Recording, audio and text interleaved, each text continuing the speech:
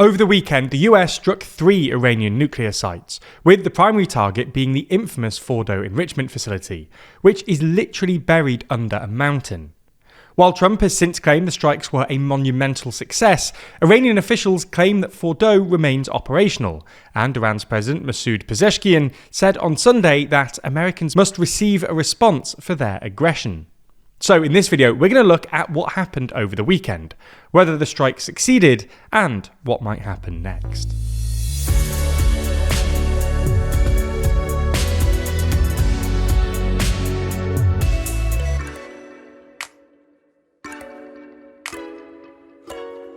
Could you rank every single politician in the world? Hear our thoughts and argue with us on our podcast, the World Leader Leaderboard. Find it over on the TLDR Podcast YouTube channel or in your favourite podcast app. So, to understand this story, you need a bit of context. Currently, Iran has 2 uranium enrichment sites, Fordo, which lies about 100 kilometres south of Tehran, and Natanz, which lies about 100 kilometres south of Fordo.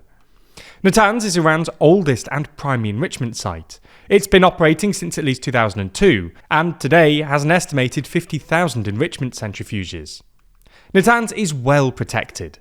The main enrichment facility is under about 22 metres of earth and protected by an 8-metre thick concrete shield, but it's not impenetrable, and parts of the facility are above ground.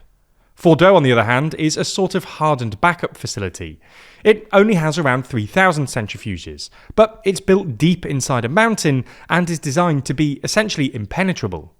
Fordo's main enrichment facility lies beneath about 80 metres of bedrock, largely limestone and dolomite, and is then further protected by a shell of concrete and steel.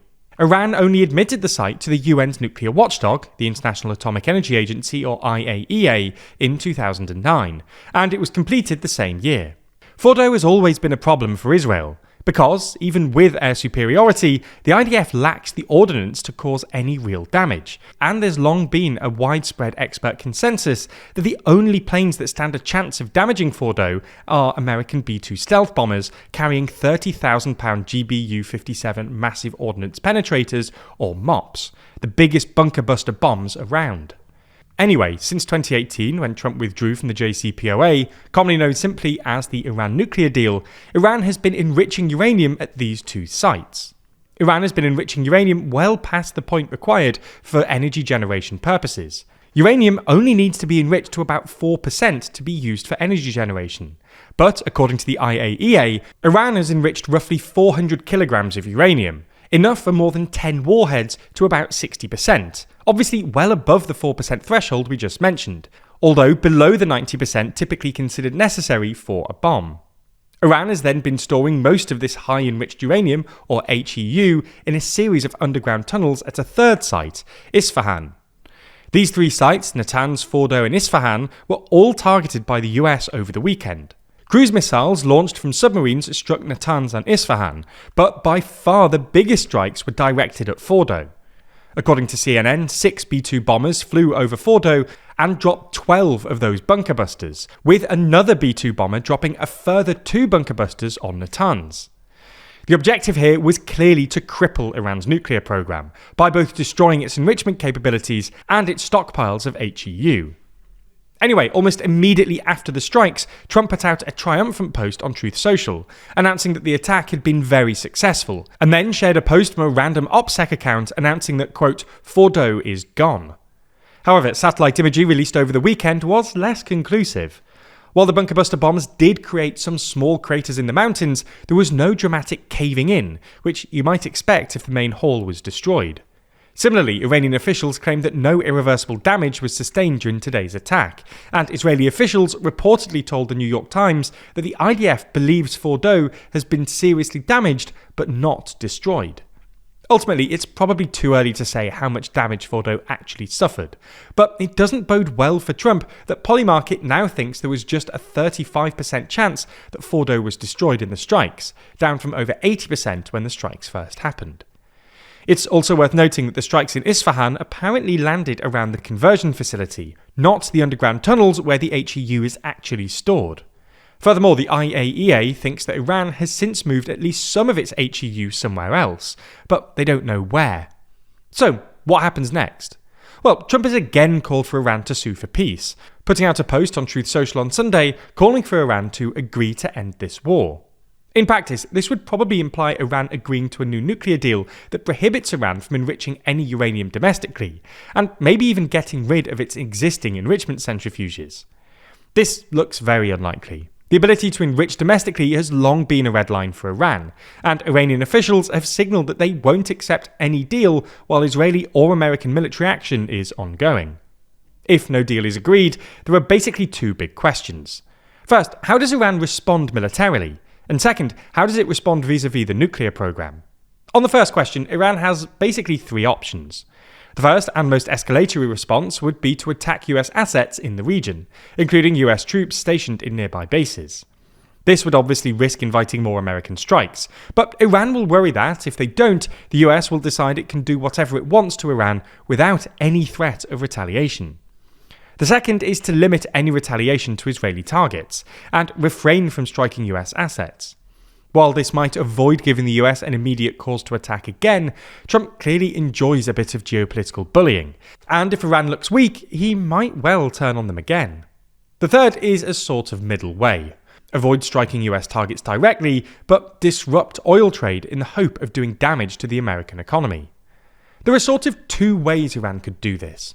It could attack oil facilities across the Middle East, which is what Iran did in 2019, or it could close the Strait of Hormuz, through which something like 20% of the world's oil passes.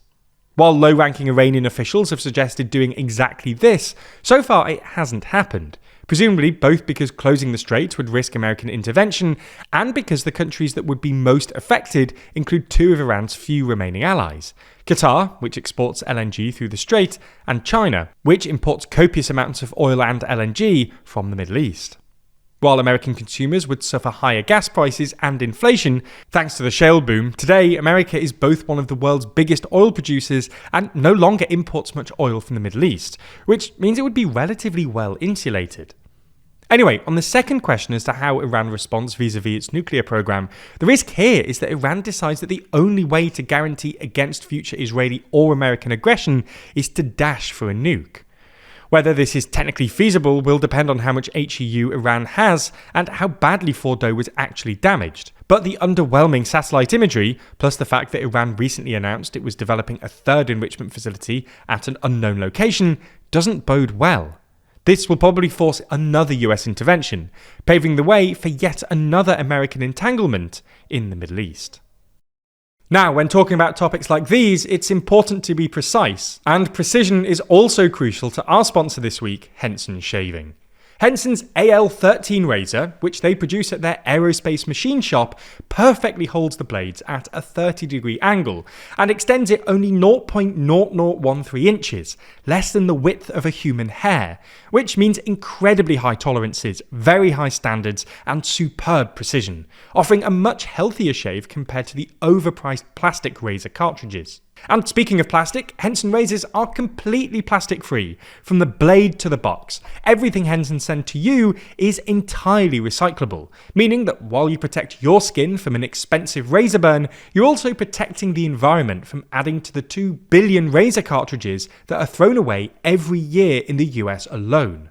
Finally, buying Henson razors is simply cheaper. No longer will you be forced into buying those expensive and unsupportive replacement blades, as Henson blades cost about 10 cents each. This allows you to replace your blades more frequently, so you don't need to keep dragging a dull razor across your face to try and get value out of that overpriced plastic. If you want to try it out, go to hensonshaving.com/TLDR or click the link in the description, then add a razor and 100 blades to your cart.